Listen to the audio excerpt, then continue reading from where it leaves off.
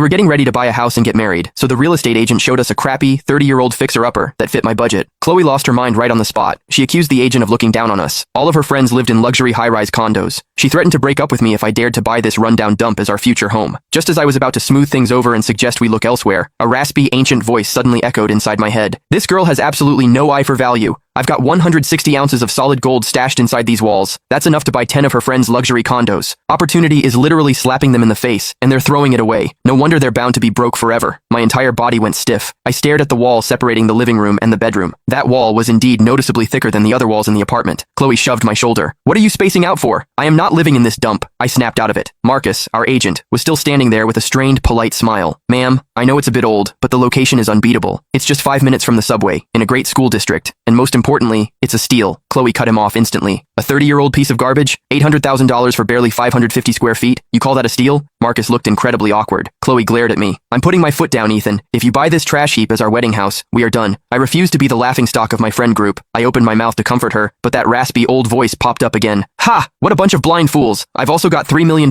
in cold hard cash stuffed in the kitchen ceiling. With the gold in the walls, that's a fortune. And they're complaining about my house being old? $3 million in cash in the ceiling?" I couldn't help but glance upward. This was an old building, but a cheap drywall ceiling had been installed. Nothing looked out of the ordinary. Marcus quickly stepped closer to me. "Sir, do you actually think the place has potential?" The elderly owner is in a rush to sell. Her late husband was a senior accountant for a major multinational firm before he retired. He was a great guy, but he passed away suddenly and didn't leave a will. The old lady is terrified of living here alone. She's moving to Europe to live with her daughter, which is why she listed it so cheap. Market value is easily over $1 million. An accountant? How did he get 160 ounces of gold? And why hide it in the walls? What about the rest of the family? I asked. "Just the one daughter. She's already settled abroad. It's not easy for her to fly back." The old lady said everything left in the house is a bonus. Furniture, appliances, do whatever you want with them. She's not taking anything. My heart skipped a beat. Pretending to inspect the apartment, I strolled over to the thick wall and knocked on it twice. It sounded dull and hollow. Marcus chimed in. "The best thing about these old apartments is that you can remodel the layout easily. This wall between the living room and bedroom isn't load-bearing. Knock it down, and you double the size of the living area. It'll look brand new. Is the price negotiable?" Marcus's eyes lit up. $800,000 is already rock bottom, but man, if you're seriously interested, I can talk to her and see if she'll shave off another 20 or 30 grand. Chloe stared at me in absolute disbelief. "Ethan, are you insane? Are you seriously thinking about buying this trash can? Can't you see the paint peeling off the walls? The bathroom is microscopic, and the kitchen doesn't even have a window. Do you honestly think this is all I deserve?" I opened my mouth, wanting to explain, but there was no way I could tell her about the hidden treasure in front of the agent. Just then, the old voice spoke up again, dripping with mockery. "Still trying to haggle? Do you have any idea how many people are eyeing my place? That bastard Derek next door. He tried to marry Arthur's daughter years ago, just to bleed them dry and steal their estate. He failed back then. But now that Arthur is gone, he's coming for this house. He's scheduling a viewing tomorrow. If you let him snatch it, don't come crying to me." The words spilled out of my mouth before I could stop them. "I actually love this place. Let's sign the contract today."